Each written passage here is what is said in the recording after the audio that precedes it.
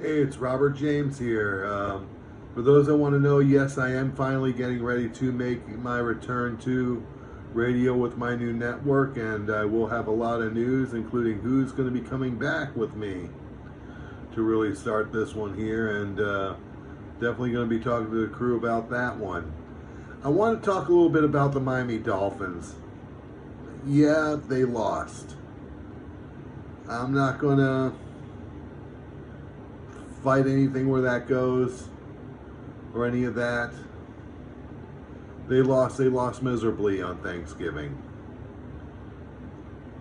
All I could say to that is, did they look horrible? Yes.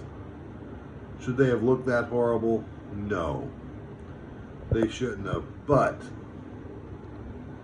I want the people to get this out of their heads. They're going up against a tough team in a short week. That's the reality of it.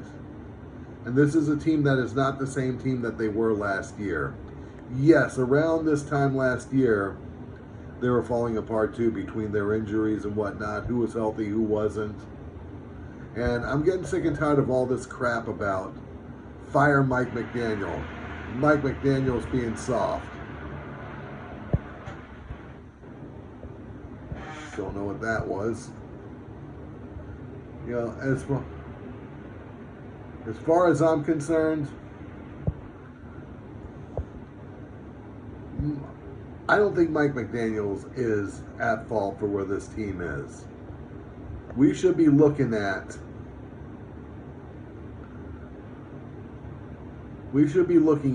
the front office from the general manager on up. Mike McDaniel is a great coach. He is the best coach in the AFC East. That is the one thing the Dolphins have as far as an advantage over in the AFC East, is the coaching. They should have beaten the Bills. The Bills aren't a pushover team.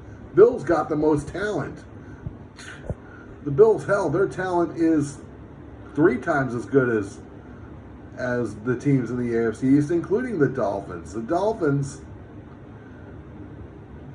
lost a lot of players, especially on the defense, during the offseason.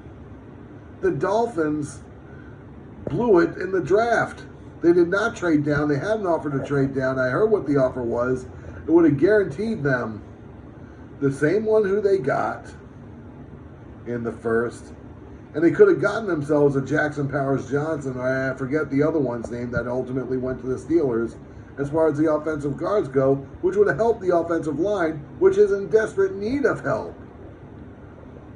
You're better off losing that high-paid talent you had that can't get it done on the offensive line than you were to lose all your defense, to lose the players you lost. Yeah, some of them are too injured and aren't going to do it anymore, and that I understand. But I'm not blaming Mike McDaniel for the fact that their cap was going to be way over and they had to make choices. That's not Mike McDaniel's fault. Mike McDaniel is not the general manager. He doesn't have the final say on who the Dolphins draft. I am not blaming Mike McDaniel for anything that's going on with the Dolphins. He's a good coach. He's a little bit better than Brian Flores, mainly because he has a better rapport with the players than Brian Flores did. And Brian Flores was a great coach himself too. Why the players didn't like him, I don't know. But for people that want to say everything is so soft with Mike McDaniel, how do you talk when you come off a loss? Yeah, you're going to bring up your mistakes. You're going to bring up a lot of things. The Dolphins have no choice but to rely on Tua because the front line isn't there to open things up for the running back, to protect the running back. They're lucky enough to keep it open for Tua, his protection. McDaniels can only play with what's given to him, and he can coach that up the best he can. This is not Mike McDaniel's fault by a long shot, and people got to understand that. He is the best coach in the AFC East. A heck of a lot better than the Jets coaching, a heck of a lot better than the Patriots coaching, and yes, a heck of a lot better than the Bills coaching. Bills got the talent. Hell, the Jets have the talent. That should show you how much the the coaching is a joke there in New York with the Jets.